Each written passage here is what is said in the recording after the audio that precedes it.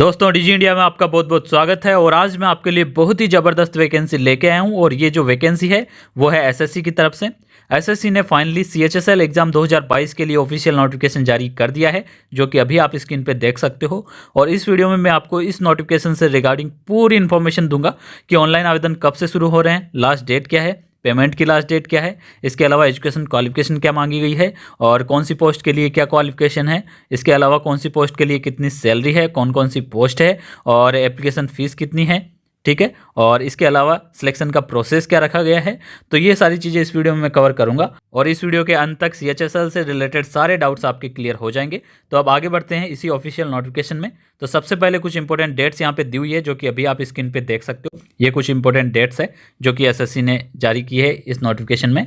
तो सबसे पहले है यहाँ पे ऑनलाइन आवेदन करने की जो डेट दी हुई है वो है 1 फरवरी। 1 फरवरी से ऑनलाइन आवेदन शुरू होंगे और लास्ट डेट है 7 मार्च, ठीक है। ये पीरियड है, इसमें आपको ऑनलाइन आवेदन करना है। और लास्ट डेट का बिल्कुल भी इंतजार मत करना, उससे पहले पहले आवेदन कर देना, क्योंकि लास्ट में जो सर्वर बिजी हो जाते हैं और आप आवेदन नहीं कर पाते हो, उससे बचने के लिए ये बहुत ही अच्छा तरीका है। तो आगे यहाँ पे एक बार फिर से ऑनलाइन आवेदन की लास्ट डेट दी गई है, जो कि 7 मार्च है। 7 मार्च को रात को 11 बजे तक आप ऑनलाइन आवेदन कर पाओगे, उसके बाद में नहीं कर पाओगे। और ऑनलाइन पेमेंट की लास्ट डेट है 8 मार्च। 8 मार्च को रात को 11 बजे तक, ठीक है। और ऑफलाइन चालान जनरेशन करने की लास्ट डेट है 9 मार्च को रात को 11 बजे तक, ठीक है। रात को 12 बजे तक नहीं है, 11 बजे तक ही है, इस बात का आप खास तौर पे ध्यान रखना। और जो ऑफलाइन चालान आप जनरेट करोगे उसके थ्रू पेमेंट जमा कराने की लास्ट डेट है 10 मार्च को। 10 मार्च को जब तक बैंक खुले रहेंगे, ठीक है, तब तक, उसके बाद में नहीं करा पाओगे आप। और ऑनलाइन आवेदन आप जो करोगे उसमें अगर आपको कोई करेक्शन करना है तो 11 मार्च से लेकर 15 मार्च को रात को 11 बजे तक का आपके पास में समय रहेगा, आप अपने एप्लीकेशन फॉर्म में करेक्शन कर सकते हो। इसके अलावा computer based examination tier one जो एग्ज़ाम है वो मई महीने में होगा, मई 2022। इसके लिए ऑलरेडी यहाँ पे महीना डिसाइड कर दिया गया है। और टीयर 2 एग्जामिनेशन है, उसके लिए अलग से नोटिफिकेशन आ जाएगा, ठीक है, डेट के रिगार्डिंग। तो ये है कुछ इंपॉर्टेंट डेट्स जो कि एसएससी द्वारा जारी की गई है सीएचएसएल के लिए। अब आगे बढ़ते हैं, आगे बात करेंगे यहाँ पे पे स्केल, सैलरी की बात करेंगे, कौन सी पोस्ट के लिए कितनी सैलरी दी जाती है यहाँ पे सीएचएसएल में। तो सबसे पहले एलडीसी है और जूनियर सेक्रेटरीट असिस्टेंट, इन दोनों को पे लेवल के लेवल 2 में रखा गया है, जिसकी स्टार्टिंग बेसिक पे 19,900 रुपये होती है। और ये परमानेंट जॉब है सेंट्रल गवर्नमेंट में। तो यहाँ पे सारे भत्ते आपको दिए जाएंगे और सारे भत्ते अगर इस बेसिक पे में जोड़ दिए जाएँ तो आपकी जो स्टार्टिंग ग्रोथ सैलरी है वो 30,000 के आसपास होगी। 30,000 से कम किसी भी हालत में नहीं होगी।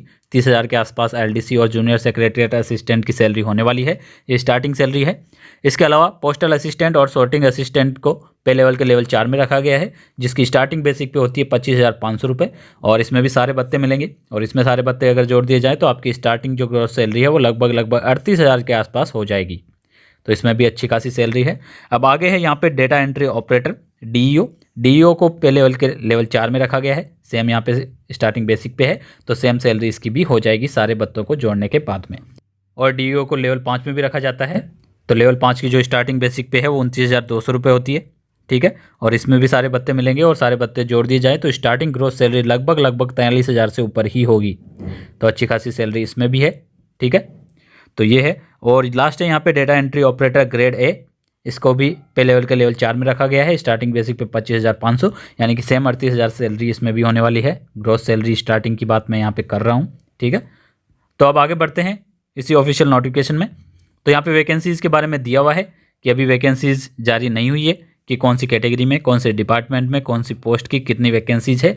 वो अलग से एक नोटिफिकेशन आएगा और वो जैसे ही आएगा आपको हमारे इसी चैनल डिजी इंडिया पे उसकी विस्तार में आपको जानकारी मिल जाएगी, ठीक है। तो हमारे साथ बने रहिए और चैनल को सब्सक्राइब जरूर करके जाना, जिससे कि आपको समय समय पे जानकारी मिलती रहे। अब आगे बढ़ते हैं और आगे बात करेंगे यहाँ पे एज लिमिट की, जो कि अभी आप स्क्रीन पे देख रहे हो। तो जो आपकी एज है वो 1 जनवरी 2022 से कैलकुलेट की जाएगी और 1 जनवरी 2022 को आपकी एज 18 से 27 साल के बीच में होनी चाहिए, ठीक है। डेट ऑफ बर्थ की अगर बात की जाए तो 2 जनवरी 1995 से 1 जनवरी 2004 के बीच में आपकी डेट ऑफ बर्थ होनी चाहिए और ये दोनों डेट भी इसमें इंक्लूड की गई है। इसके अलावा कैटेगरी वाइज यहाँ पे एज में रिलैक्सेशन दे दिया जाएगा, एज पर गवर्नमेंट रूल, जो कि हर वैकेंसी में दिया जाता है। अब आगे बढ़ते हैं और आगे बात करेंगे यहाँ पे इस ऑफिशियल नोटिफिकेशन में एजुकेशन क्वालिफिकेशन की। तो एजुकेशन क्वालिफिकेशन यहाँ पे पोस्ट वाइज है, मैक्सिमम सेम ही है। एलडीसी, जेएसए, पीएएसए और डीईओ, इन सब के लिए मात्र 12th पास मांगा गया है, चाहे वो किसी भी स्ट्रीम में आपने 12th पास की हो, आप इसमें एलिजिबल होंगे। और जो data entry operator grade A है उसके लिए अलग से यहाँ पे क्वालिफिकेशन है तो 10+2 ही 10 पास मांगा गया है, लेकिन 10+2 साइंस स्ट्रीम से होनी चाहिए। और इसके अलावा जितने भी पोस्ट हैं उनके लिए चाहे कोई भी स्ट्रीम हो आप एलिजिबल होंगे, लेकिन data entry operator grade A के लिए साइंस स्ट्रीम जरूरी है 12th में। और साइंस में भी मैथमेटिक्स सब्जेक्ट होना अनिवार्य है, साइंस मैथमेटिक्स यहाँ पे होनी चाहिए आपके पास में 12th में, तो आप इसमें एलिजिबल होंगे। ठीक है, तो ये है एजुकेशन क्वालिफिकेशन। और ये जो एजुकेशन क्वालिफिकेशन है वो 7 मार्च 2022 तक कंप्लीटेड होनी चाहिए। अब आगे बढ़ते हैं और आगे बात करेंगे यहाँ पे आवेदन कैसे करना है। तो आवेदन करने के लिए यहाँ पे एसएससी की ऑफिशियल वेबसाइट दी हुई है, इसी वेबसाइट पे जाना है आपको और ऑनलाइन आवेदन करना है। इसका लिंक आपको इस वीडियो के डिस्क्रिप्शन में मिल जाएगा, वहाँ पे आप जाके क्लिक करके और आवेदन कर सकते हो। और आवेदन करने के लिए स्टेप बाय स्टेप मैं वीडियो बना दूंगा जिसमें बताऊंगा आपको कैसे आवेदन करना है, हर एक स्टेप उसमें मैं डिस्कस करूँगा। ठीक है, तो उस वीडियो को देख के भी आप ऑनलाइन आवेदन कर सकते हो बिना किसी गलती के। अब बात करेंगे एप्लीकेशन फ़ीस की।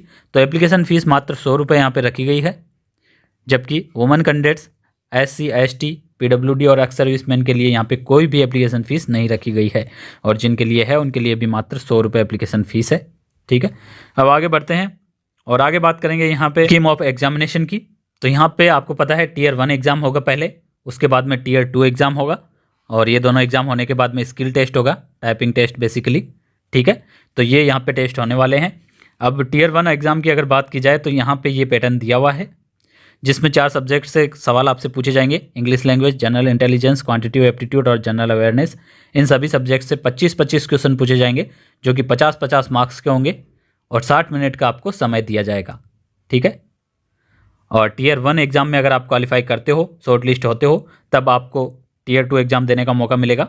और Tier 1 एग्ज़ाम में यहाँ पे 1/4 माइनस मार्किंग होगी, एक क्वेश्चन अगर गलत करते हो तो 0.5 मार्क्स कट जाएगा, और 2 मार्क का एक क्वेश्चन होगा, ये भी मैं यहाँ पे आपको बता दूं। और ये सिलेबस दिया हुआ है Tier 1 के लिए। ठीक है, तो ये देख लीजिए। Tier 2 की बात करेंगे जो कि डिस्क्रिप्टिव पेपर होगा। ठीक है, और इसमें 1 घंटे का आपको समय मिलेगा और 100 मार्क्स का ये पेपर होगा। ठीक है, और इसमें क्वालिफाइंग मार्क्स है 33%। अब Tier 1 Tier 2 एग्ज़ाम दोनों जब हो जाएंगे उसके बाद में Tier 1 और Tier 2 दोनों एग्ज़ाम के मार्क्स यहाँ पे जोड़ के और मेरिट लिस्ट बनाई जाएगी, और उस मेरिट लिस्ट के हिसाब से आपको शॉर्ट लिस्ट किया जाएगा स्किल टेस्ट के लिए। अगर आप शॉर्ट लिस्ट होते हो तो आपका स्किल टेस्ट होगा, और जो स्किल टेस्ट है वो सिर्फ क्वालिफाइंग इन नेचर रहेगा, उसमें सिर्फ आपको क्वालिफाई करना होगा। ठीक है, इसके मार्क्स फाइनल मेरिट लिस्ट में नहीं जुड़ेंगे। तो Tier 1 और Tier 2 इसमें अगर आप क्वालिफाई करते हो मेरिट लिस्ट में, अगर आप शॉर्ट लिस्ट होते हो, तब आपका टाइपिंग टेस्ट होगा, और टाइपिंग टेस्ट होने के बाद में इसमें क्वालिफाई करने के बाद में एक और मेरिट लिस्ट बनेगी जो क्वालिफाई कर जाएंगे उनकी। ठीक है, वो भी Tier 1 और Tier 2 के मार्क्स के आधार पे ही बनेगी, दोनों के मार्क्स जोड़े जाएंगे और मेरिट लिस्ट बनेगी, और उस मेरिट लिस्ट के हिसाब से फाइनल सिलेक्शन होगा और डॉक्यूमेंट वेरिफिकेशन के लिए आपको कॉल किया जाएगा। ठीक है, तो ये है यहाँ पे सिलेक्शन का प्रोसेस। तो ये था SSC CHSL एग्ज़ाम 2022 के लिए ऑफिशियल नोटिफिकेशन। ठीक है, और फिर भी अगर आपका कोई भी डाउट रह गया है या कोई भी सवाल आप पूछना चाहते हो इस नोटिफिकेशन से रिलेटेड, SSC CHSL 2022 से रिलेटेड, तो कमेंट बॉक्स में जरूर कमेंट करें। और कैसे आवेदन करना है उसके लिए विस्तार से अलग से वीडियो आपको मिल जाएगा, और हमारे चैनल पे बने रहिए जिससे कि आपको इसी प्रकार गवर्नमेंट जॉब से रिलेटेड जो भी ऑफिशियल नोटिफिकेशन रिलीज होते हैं उनकी जानकारी मिलती रहे, कैसे आवेदन करना है, कितनी सैलरी मिलेगी, ये सारी चीज़ें आपको हमारे इसी चैनल पर मिल जाएगी। तो thank you friends, thanks for watching this video.